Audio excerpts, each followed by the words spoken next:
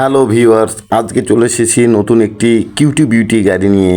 আসলে cutie beauty কেন বললাম, এটা সুজুকি জিক্সার মোনোটন, যা সবার ফেভারিট, ইয়ং জেনারেশন থেকে শুরু করে সবার পছন্দ।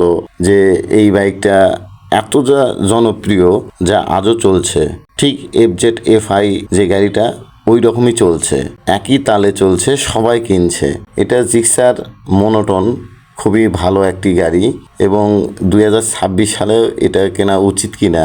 আসলে এই গাড়িটা সম্পর্কে সবাই অবগত এবং পারফরমেন্স খুবই ভালো, এবং এই গাড়িটা কিনে আজ পর্যন্ত কেউ বলেনি যে আমি ঠকেছি। তাই আমার সাজেশন থাকবে, যদি আপনার বাজেট 2 লাখের ভিতরে হয় তাহলে আপনি অবশ্যই এই গাড়িটা নিতে পারেন। গাড়িটা এত পাওয়ারফুল, দেখতে ছোট হলেও মারাত্মক পাওয়ারফুল, এবং এই গাড়িটা পাওয়ারের জন্যই বেশি লাইক করে মানুষেরা। এবং দেখেন এই গাড়িটার লুকিংটা দেখেন কতটা গর্জিয়াস এবং কতটা গ্লোসি। তারা চেঞ্জ তেমন একটা কিছু করে নাই 2026 সালে এসেও, কিছু গ্রাফিক্স তারা চেঞ্জ করেছে। এই গ্রাফিক্সটা মোটামুটি আগের থেকে অনেক ভালো লাগছে।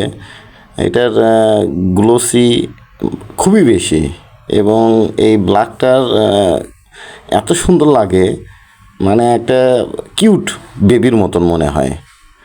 যেমন বিড়ালের বাচ্চা কোলে নিলে যেরকম মনে হয়, ঠিক তেমনটিই মনে হয় এই গাড়িটাকে হাতে নিলে, যে আসলে এটা খুবই ভালো, খুবই ভালো। এটা তো প্রথম থেকেই ডিজিটাল মিটার দিয়েছে, গিয়ার ইন্ডিকেটর এবং সব কিছুই এরা মিটারের ভিতরে দিয়েছে। নতুন করে কিছু বলার নাই, আপনারা সব কিছুই জানেন। এবং জিক্সার এটাও জাপানি একটা কোম্পানি, যার কারণে সুজুকির কথা আর কী বলবো, এটা আসলে বলার ভাষা নাই। আপনারা যদি আপনাদের বাজেট কম থাকে 2 লাখ টাকার মধ্যে, তাহলে আপনারা এই বাইকটা নিতে পারেন। এই বাইকটা আসলে গর্জিয়াস, এবং এই গাড়িটার যখন একটা টান দেওয়া হয় খুব ফিল আসে, খুবই মজা লাগে। এবং তারা যে হাইটটা রেখেছে বা সিটটা রেখেছে সেটাও বেশ ভালোই, আগের মতনই আছে। ঠিক আছে, একটু পিলিয়নের প্রবলেম হয় পিছনে বসলে, তারপরেও আসলে লং জার্নি যদি না করা যায় তাহলে কোনো সমস্যা নাই।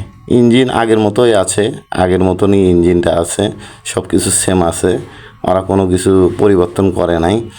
তা আমার মনে হয় যে সুজুকির এই গাড়িটা বেশ ভালো হবে।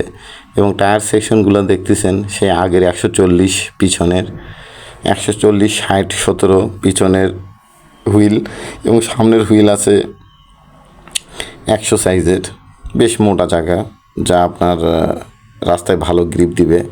এবং উঁচু নিচুতে যদি আপনি কখনো পড়েন তাহলে দেখা যাবে আপনার